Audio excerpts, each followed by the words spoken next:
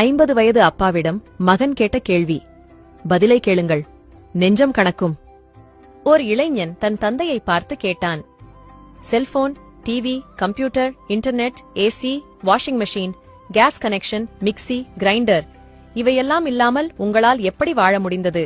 தந்தை பதில் கூறினார்.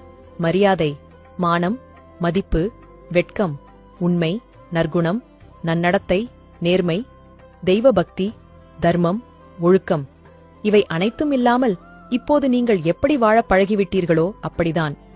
ஆம், 1940 முதல் 1990க்குள் பிறந்த நாங்கள் உண்மையாகவே வரம் பெற்றவர்கள். நாங்கள் சைக்கிள் ஓட்டினோம், ஹெல்மெட் அணியவில்லை. பள்ளி முடிந்ததும் தோழர்களுடன் பொழுது சாயும் வரை விளையாடினோம். டிவியின் முன் உட்கார்ந்ததில்லை, உயிருள்ள தோழர்களுடன் விளையாடினோம்.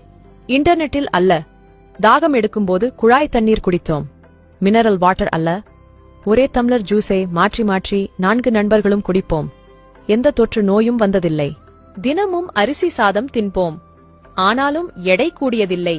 சர்க்கரை நோய் வந்ததில்லை. எங்கு போனாலும் வெறுங்காலுடன் நடப்போம், எந்த பாதிப்பும் வந்ததில்லை. எங்கள் பெற்றோர் எந்த ஊட்டச்சத்து உணவும் தந்ததில்லை, ஆனாலும் ஆரோக்கியமாகவே இருந்தோம்.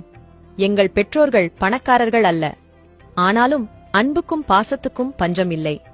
பெற்றோர்களோடு படுத்து உறங்கினோம், ஹாஸ்டல் அறைகளில் அல்ல.